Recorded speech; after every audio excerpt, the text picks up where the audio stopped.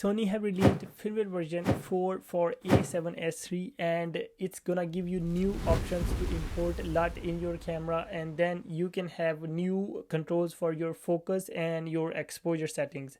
But in this video, I'm not gonna explain those things. I'm just gonna show you how you can firmware update. So first of all, you need to know what version your camera is on. And how can we check that? Click on menu, go all the way down to setup, click on setup and go all the way down again. In setup options, you will see version, click on version and it will show you the firmware version of your camera. Now, as you know what firmware version your camera is on, if it is on 2.11 or 2.15, you can follow the next part of the video. If not, just jump to the part which is saying 3.02 to 4 firmware version update.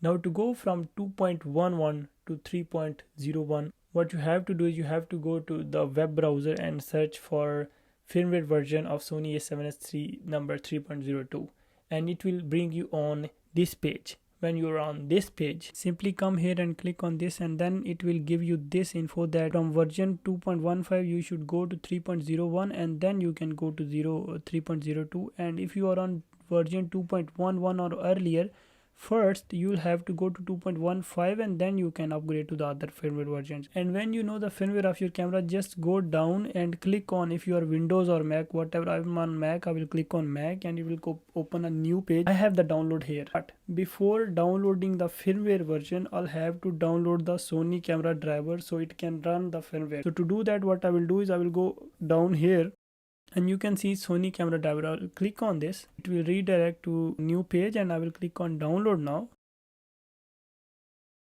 Download, and now it will be downloaded. After that, you will have to install it and give it some permissions in your settings, and you are set up with the Sony camera driver. Now we are ready to download the firmware version. Go back here and then I will click on download, all the way down and download. And then it will open a new page for me and I will have to click on download now without an account. I don't want to make any account. So there you go, it started downloading now. After that, you will have to connect your camera through a USB-C cable with your laptop, and then you have to go to the camera settings, and in camera settings what you'll have to do is you'll have to go to menu and go all the way down, open it and then go all the way down again till you see USB. Click on this, and in USB it should be on mass storage. My mass storage is not highlighted, and I will click on this to know why. And when I click on this, it is telling me it is control via smartphone. So I'll go to my network settings and I will turn off the smartphone control, and then I will go back again to setup and to USB, and then there it will let me select the mass storage.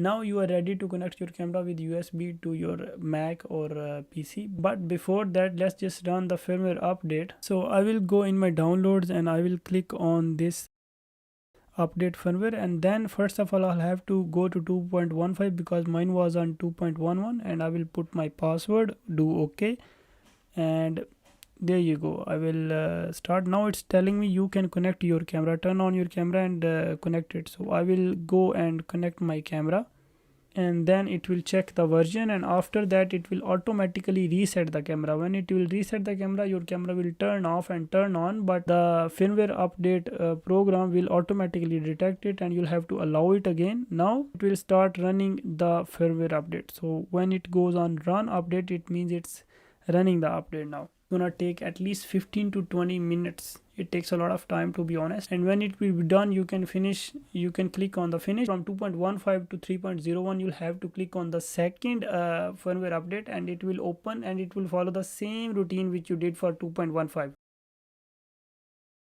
Now, as our camera is on 3.02 firmware version, we have to go to internet and download the file of firmware version 4. And to download it, go to Sony and search for the latest firmware version of Sony A7s3, and it will bring you to this page. When you are on this page, what you have to do is you need to click on this firmware update version 4. After that, it will bring you to this page which says the same thing, like if you are on 2.15, first go to 3.01 and then you can go to 4. So but I will just go down and click on firmware version 4.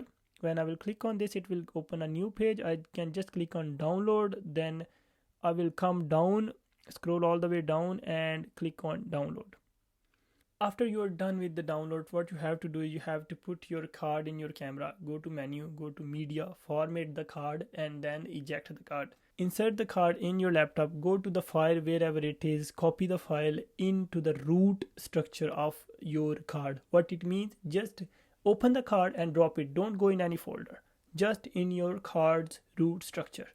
When you're done with that, eject the card, put it in the camera bag, and then go to menus. And in menus, go all the way down in setup, and in setup go all the way down to setup options. Well, you will click on that. You will have to go again all the way down, and it will give you option version. Click on the version, and then it will detect your firmware update file, and you can click on the firmware update file.